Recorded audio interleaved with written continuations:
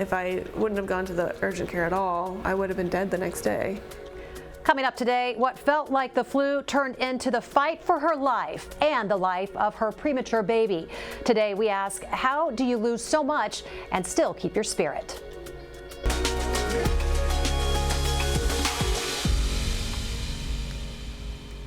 Good morning, I'm Jessica Lovell and welcome to the Morning Medical Update. They say marriage is to have and to hold, for better, for worse. The couple you're about to meet redefines what it means to keep your wedding vows.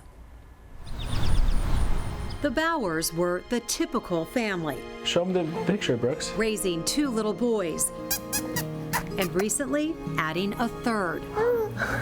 Yeah, just regular suburban life, you know, like hang out with the kids, go to the pool, play outside, go to the playground. And this little piggy ate all of his dinner and went to sleep and brushed his teeth, just like you. But that changed February 17th, 2024, when Brie asked her mom to take her to the hospital. That day, my mom drove me just because I wasn't feeling very good. And I figured since I'm pregnant, probably should go check to see if I have the flu or whatnot. Doctors would discover something way more sinister making her sick, a raging infection, streptococcal toxic shock syndrome brought on by strep A, and later a blood clotting condition called DIC, which causes abnormal blood clotting and organ damage. But first, doctors needed to deliver baby Beau at just 27 weeks. They were like, we just need to do emergency C-section right now, we gotta get him out. So the last thing I remember is going to the OR and having that mask placed over my nose and face, and then, you know, taking deep breaths and thinking, gosh, when am I going to fall asleep? And then suddenly fall asleep. But that's the last thing I remember until 10 days later.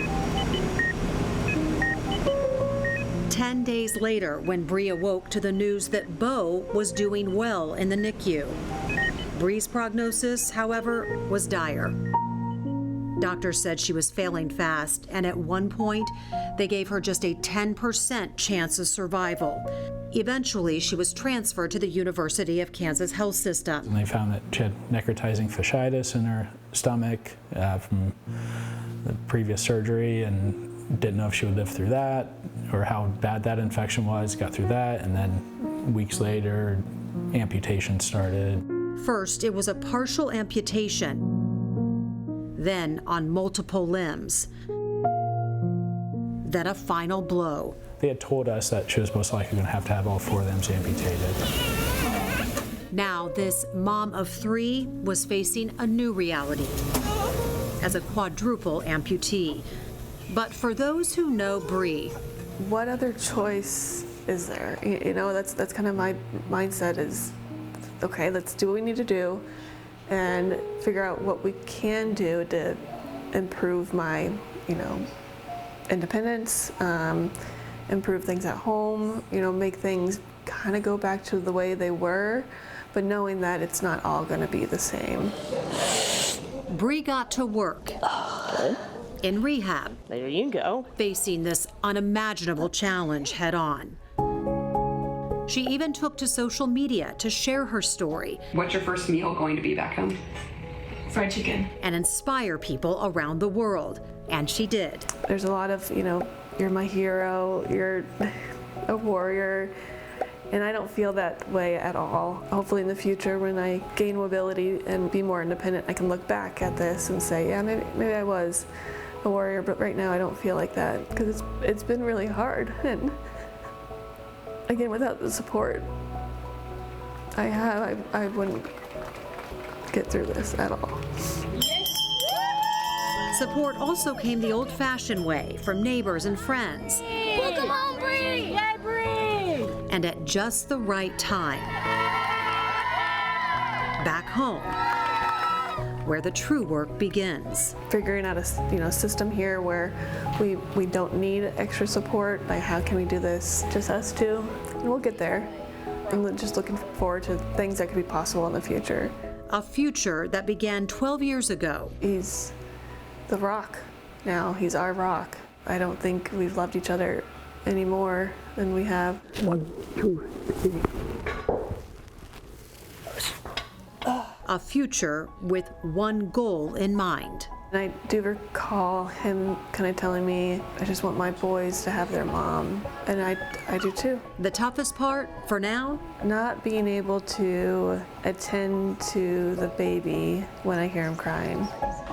I know I have support helping him out, but that should be me. When I have like my down days, which I do a lot, like I start reading the doctor's notes from surgery, and then I'm like, oh my God, like I could have died easily. And so you start appreciating things a little bit more, but also work on yourself, to get better. And we are so glad to have Brie alongside her husband Reed Bauer with us in studio today. Good to have you both. Thank you. Thank you for being here. Brie's care team is huge and involved a lot of different specialties. There's simply no way to include every member on our program here this morning, but representing her medical care is Dr. Chase Hall. He is a pulmonologist and critical care physician with the University of Kansas Health System. Hello. Hi. Good to have you. Representing different surgical teams is Dr. Julia Slater, medical director of the Burnett Burn Unit. Again, just two faces representing a huge effort to care for Brie, and we're just so glad you're here. So thank you so much. And we're going to meet two more people who helped care for Brie during her journey here at the health system in just a moment. But Brie, I just want to start with you, of course, how you're doing. I understand you're on daily dialysis. Now we've gotten dialysis 4 days a week, and actually we can do it at home now, which is wonderful. That's been a big help. Mm-hmm. How is Bo? Bo's doing so good. It's still hard to find his actual age or what we're going off of for milestones, but I think just under the circumstances of how he was born, it's kind of incredible where he's at today. He's just, he's meeting the cuteness milestones. Yeah, oh my goodness. Doing good. Yes. And he, Reed, as you had said to Brie when you saw him, the first thing you said when you said the baby's doing well, you said, he looks just like you. And he does. So Reed, I want to ask you, let's just kind of, as you made this journey back home from the health system and starting with the front entrance to your home, what are some of the biggest changes that you've had to make to your home? Making things more accessible, getting things easy to reach spots for Brie. There's still lots yet to come. We've had a lot of really generous people in our community remodel our upstairs for the boys. We're going to be putting in some lifts so Brie can get upstairs and start putting the boys to bed, redoing the bathroom, and just a lot yet to come, but there's been a lot that's been done so far. It's a process. Mm-hmm. And you had mentioned when I spoke to you originally, just it's really day to day, sometimes hour to hour. Is that still the case? Yeah. Instead of like worrying about Brie dying every hour, it's worrying about what the kids are going to eat, or if they're going to have mac and cheese or chicken nuggets for dinner. That's what you wanted. Yeah. That's what you wanted to get home. How far ahead in the future are you able to look now? It's still hard. Just because there are still milestones to reach for me, and getting, especially my kidneys, figuring that out. But we really don't know how they're going to respond, or if they're going to respond ever, and if not, getting a transplant. So, Dr. Hall, Dr. Slater, what's it like to be sitting here with Brie after everything that her and Reed have been through? I would say it's much better than seeing them in the hospital. So Yeah. I'm really happy to see them here. Yeah. Dr. Slater? I kind of have the advantage here because I'm still actively following Brie. And so I've been seeing her in clinic and really gotten to see her advances, but watching the video and remembering the first time I got consulted on her and what it was like at that point. That was before you had even woken up here, and so she's just remarkable. And you get to still see her. I know the word's kind of starting to float around the health system that you're here. You had a visitor come down. Some of the nurses are coming down just to poke their head in and to say hi and to give you a hug and welcome you back. You and your family, you've been so public, sharing a lot of the highlights when there have been a few, certainly the lowlights, on your Instagram page called Bo and Brie. Mm-hmm. So I want to ask you about a few moments, and I want to start with this one. So you were still in the ICU when you first got to see and touch Bo. You've said that you so badly want to hold him in your hands. What do you remember this moment being like for you? You know, I couldn't even see him. So it was really, really hard. And then Reed took out his phone and kind of turned it in a way where I can see him. And that meant a lot. But everything at that time was so hard to absorb emotionally. But just knowing that he was here, you know, that physically, you know, he was okay, that's just what meant a lot to me. And it was just hard to truly wrap my head around the whole thing. But you had this team of people taking care of this little guy. Yeah. Reed, what do you remember about being there next to her? I mean, it was great to have them in the same room together. I mean, not lost on us is also the NICU team that took care of Bo. I mean, that's a whole nother team and effort, and all of those nurses and doctors were absolutely amazing, and made it a lot easier to be with Brie, knowing that he was in such good hands as well in the NICU. So we've mentioned Bo, but you're also the mother and father of 2 other little boys. I love this photo. Me too. How did you talk with them about what was happening? Reed, what do you remember those conversations, bringing them up to the hospital? I told him Mommy was sick and not feeling well, and just kind of go with the flow. They haven't really blinked an eye. It's still their mommy, and yeah, they're going with it. They still want to crawl in bed and give her hugs and jump on her probably more than they should. And, but yeah. But she could take it. You'll take it. Yes. What have they asked any questions? I mean, do you just answer them as they come up and answer in the best way you know how? Yeah. Yeah, it's pretty straightforward with them that Mommy got sick and had to lose her hands and legs, and then they're on to, you know, can I have a snack, and, you know. Just the other day, our oldest, he caught the picture of my arm kind of starting to turn black, just a picture of it. And I didn't mean to have him see that. And he was like, Mommy, is that your arm? And I'm like, yeah, buddy, that was my arm. It got really sick. And he's like, okay. Okay. It just, you know, takes like that. On that note, Dr. Hall, can you explain the 2 main problems that Brie was facing? STSS and DIC. What is that, and what are those? Yeah, so streptococcal toxic shock syndrome. So this is a severe infection caused by group A strep. It releases toxins that cause multi-organ failure, and profound hypotension, requiring lots of fluid, pressors to keep the blood pressure up. But you know, your kidneys can fail, liver, lungs, basically all organ systems can be involved. There was a lot going on. It's hard to pinpoint exactly the moment in which this strep infection came to be, but why would this happen? Yeah, that's a great question. So maybe about 5% of adults carry streptococcal just in their throat and skin. And during pregnancy, you may be at higher risk of getting invasive group A strep infections, but it's not entirely clear. It could be possibly part of the strain, more virulent strain that may have been carried, or just some of the immunosuppression that goes along with pregnancy that may put people at risk. Explain DIC. So DIC is basically where this infection stimulates your immune system dramatically, and this can cause other things to go haywire. So your clotting system basically starts to overactivate. You get lots of clotting that's occurring in the vessels and organs, and then you consume all your clotting factors, and then you end up having bleeding in addition to that. So you have both clotting and bleeding that's inappropriate that's occurring. So on this program, of course, we like to empower the audience, you know, with healthy habits or things that they can watch out for. Does that apply with this infection? Well, I mean, of course, healthy habits are always good, but they're not necessarily going to prevent a person from getting this infection. So there's a photo on Brie's Instagram, partially blurred, that shows Brie's black feet. Dr. Slater, explain why Brie needed so many amputations. I think it's just a sign of how remarkable the body is.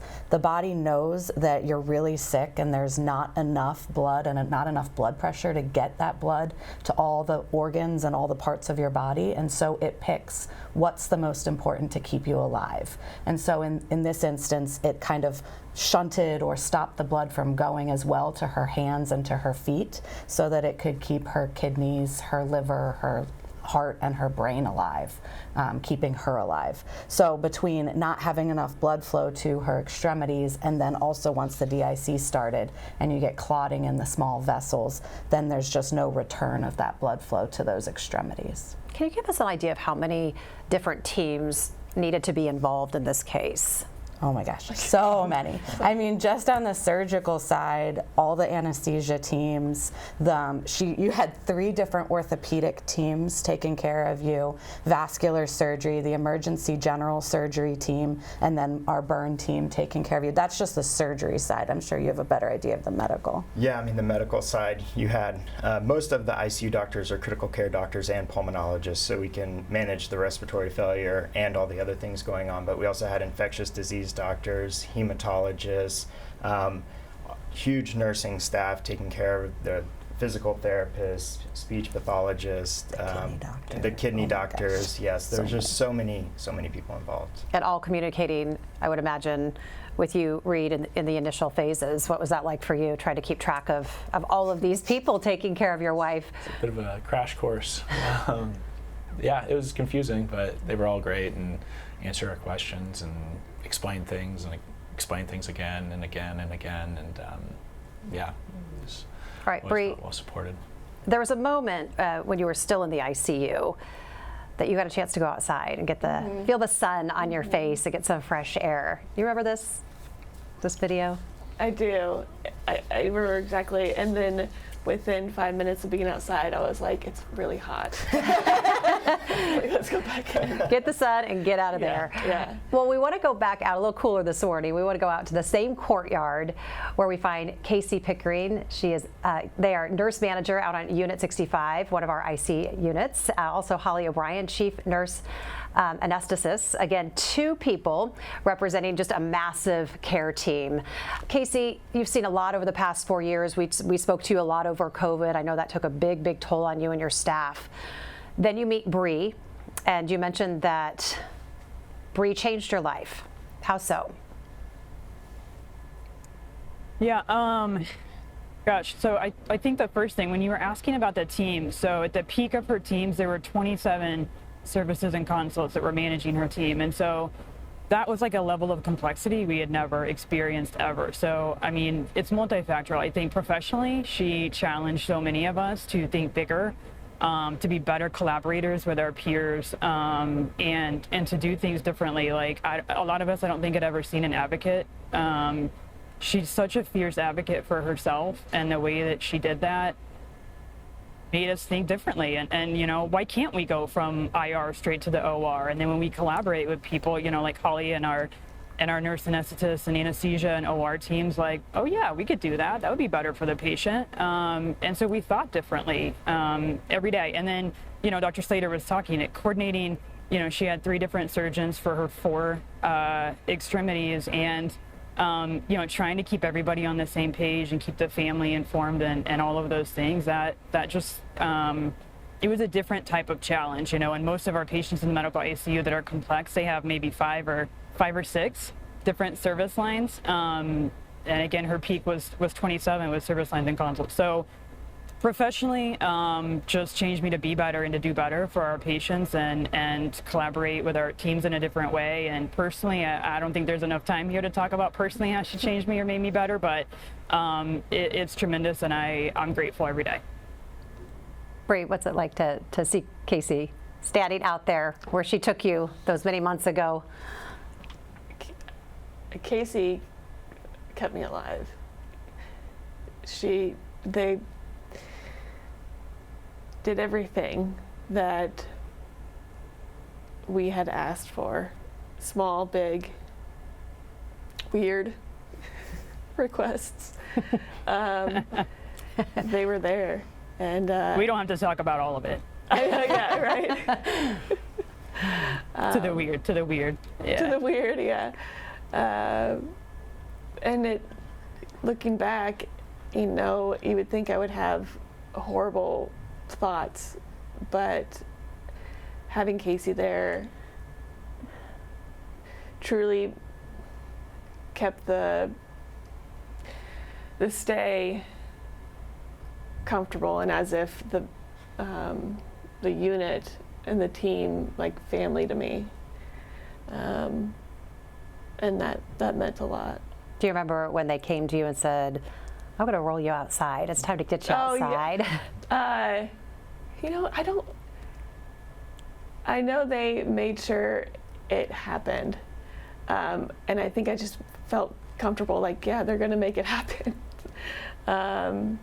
And it was really nice. It was just really hot that day. Yeah. Holly, what was it like caring for Brie from your standpoint? What did it mean to you?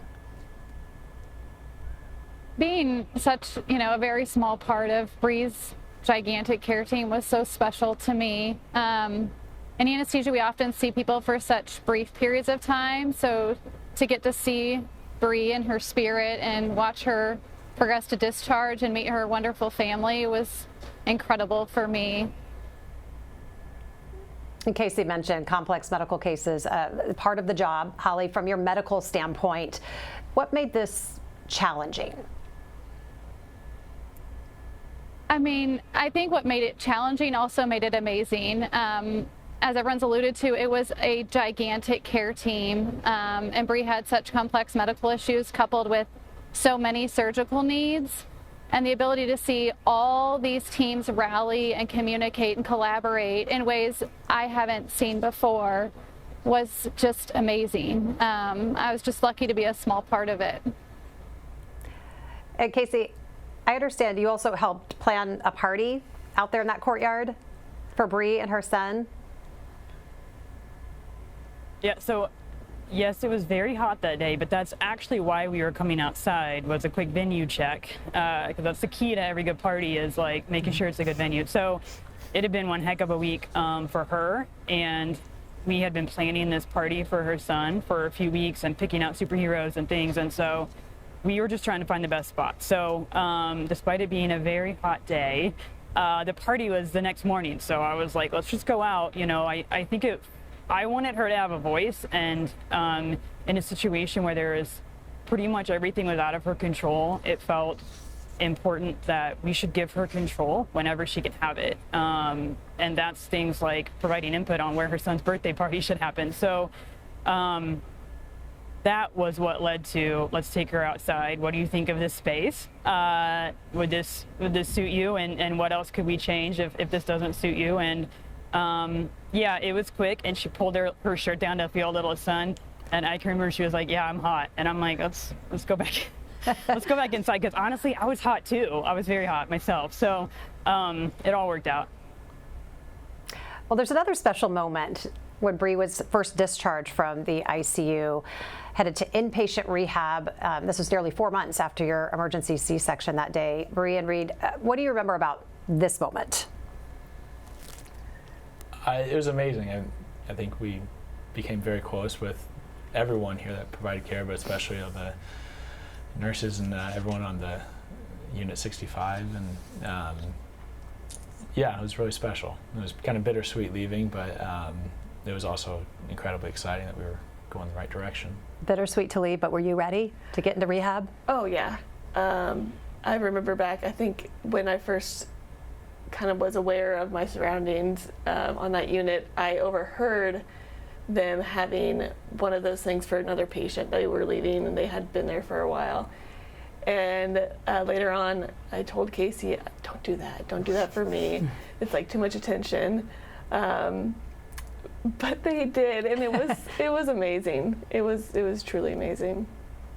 Quick reminder to anyone watching live, you can ask a question, or you can just send some love to Brie here in the comments.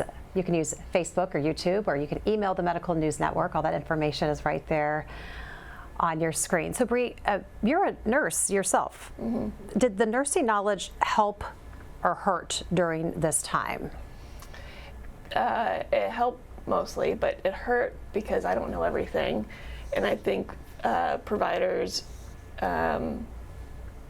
didn't know that, and so they may not have explained things to the extent, and I didn't say anything because I just was like, but really I may not have known what they were talking about. But I understand you called rapid response on yourself. I just, there was one afternoon I was kind of declining, just in my mind, I started hallucinating, and I think it was hard for that nursing team to really recognize, and so I don't know if they had enough information to call a rapid themselves, but I knew as a nurse, patients can call their own rapid response, so I said, let's do this. So I first met you, I want to show some video because I first met you during your therapy session in inpatient rehab. You were working hard, learning how to use your residual limb, your prosthetic arm. Do you feel like you were making progress? When you look back at this moment to where you are now, what was the progress being made in those moments? With the I think like manual or mechanical prosthetic, very odd. There's a lot of limitations to it, but they made it fun. They knew I really liked games, and so that's what we did.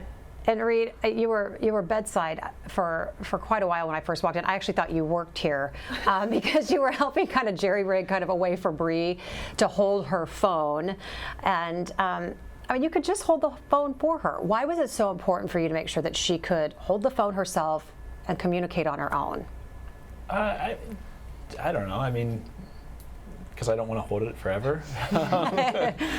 Yeah, she's an independent person and she's capable, and yeah, I mean, she maybe needed a little help to get started with certain things, but then she can pick it up and get things going. And the rehab team's another incredible team that isn't represented here, but was incredible, and she was needing help just to sit up in those videos, and now she doesn't need any help. She's sitting on her own. Making progress. So let's fast forward to June. Another great moment. You were able to leave. You were ringing the bell. Oh yeah. Do we have the bell? There we go. And you had your new prosthetic. Yes. That one was the first prosthetic we have, and then we're now in the works of getting the bioelectric. Yeah. So this is a milestone. You're leaving rehab finally. Just a really special moment, leaving our place and heading back home to your neighborhood. Yeah, that's all I wanted to do, was go home and see my boys daily. But when I got there, the boys were like, "Hi, hey," you know. It wasn't a crazy running up, you know, "We missed you so much" kind of thing. Were you surprised by this homecoming? Reed, did you know this? Did you guys know this was coming? We picked up hints and kind of tried to dodge it and keep it a little more low-key, but it was amazing seeing all the support from our neighbors, and we still see signs in our neighbors' yards supporting Brie, and yeah, it's really incredible how many people have shown their support for us. And you're getting support from thousands of people who are following you online. Why was it important to be so open on social media? At first, I know he wasn't a big fan of it, but something, you know, as crazy as this, I feel like just needs to be shown. Also, to communicate with family, to make sure that they were up to date with what was going on. But then it turned into this whole other thing where it brought light to others, just seeing my progress and making sure I was okay. So we've shown some of these highlights here this morning. We know there are dark times. How are you getting through it? What's your mindset? That I'm here. And when I really get down, I just look at baby Bo and remind myself I wouldn't have been able to see him grow I wouldn't be able to see my other two boys grow. Because there are times where it's like, gosh, I feel like such a burden.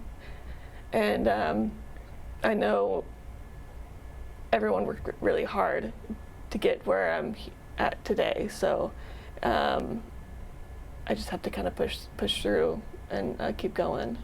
And in rehab, they showed me things that I never thought I could do. So I really enjoy going to that. And what has Reed meant to you during this time? Oh my God, everything. Everything. He's done everything. I don't know. I really don't know what I'd do without him. And whenever he picks me up, I'm always scared his back's gonna go out. And I'm like, no, that can't happen. We have to keep this going. Our you know, we have kind of a schedule, kind of a step-by-step thing each morning, but it's him going back and forth with me and the kids and everything else. But he's my everything. What are you looking forward to, Reed? What's a milestone that when you think, I can't wait till we get to that day? There's a lot. I mean, I think she has a lot in front of her. She's come a long way. There's a lot of them. I think just every day that she gets better is a milestone. So I don't know if there's one specific one. There's no end date. I think she's just going to keep getting more and more independent and do amazing things. Let's get to some questions and some comments from our viewers this morning, and Jill has one. There are no words to describe the resilience that Brie is living. Her name should become the new definition. It's clear to see the impact that she has on others. I love her smile. What a sweet family. Stu wants to know, there's a lot to focus on what Brie has lost. Do you feel like you've gained anything? A perspective of life, of taking things for granted, and it's hard to look back at photos of what it was like, and just the worries I had that day on February 14th, just going to the urgent care. I was like worried about something I had to do for work, or what I was going to get at the grocery store the next day, and then just this happened, and how things like this can just happen in seconds. I don't wish this upon anyone, but to know that we're not all safe, and to take every day as a gift. Make sure you hug, your loved ones a little tighter each day. Another question is, has Brie met with any other limb loss survivors? Mm-hmm. Any advice that has gone back and forth? A lot through Instagram. And I think they know that there's times where we can talk, but right now I haven't really dove into specific conversations. They just know that they've said we're here whenever you're ready to talk, and so it's nice to have that. Amy wants to know, she says, Brie has become kind of popular in a sense, not in a way you'd want to be, but is it difficult kind of managing this weird sense of, kind of this local fame? You kind of now you're being interviewed by local news and national news, but you're also trying to recover and rehab and just do what you want to do, which is be a mom. Yes. I don't really recognize the popularity very much, just because it's cameras and it's not people. And with Instagram, I would have never put myself out there like we do today. But I feel like when people really see the hardship of what it's like, just for anyone with a amputation, I think it's necessary to see and make it kind of raw and real. You felt it as an opportunity, yeah, to share your story with the masses, yeah, and you have, and to make sure others in the same situation know that they're not alone. Dr. Hall, I want to start with you. What is the big takeaway from this story, Brie's story, treating her, and what do you want people to know? Well, there's a lot of takeaways. I would say, one, this is an amazing story of resilience and perseverance and being an advocate for yourself. She and Reed and the family, they were huge advocates, which is important when you're in the hospital, to be an advocate for yourself. And then I remember in the hospital, she said, I'm somehow going to do something very positive with this. You said that, and you have been. You've been trying to teach people and educate people, which has been amazing. And then I think on the medical side, just recognizing how severe these infections can be and how quickly they can progress. We're talking 24, 48 hours can be life or death. So having a high index of suspicion and getting the right treatments going as fast as possible is important. Dr. Slater, what's the big takeaway? I think it's just such a great highlight of what teams can do together and how important teamwork is in our medical care, both the teamwork of myself with my colleagues, medical, surgical, but the teamwork of us working with Brie and with Reed and all of their family, and really getting together so that we can give her the best care, because I can come up with a plan, but if it's not in line with her wants or what's working for her, it's not going to be the best plan for her. And I'm just so grateful to have such amazing colleagues and to have gotten to help with all of them to work with your family. Holly, Casey, thank you so much for joining us this morning. Holly, what's the big takeaway?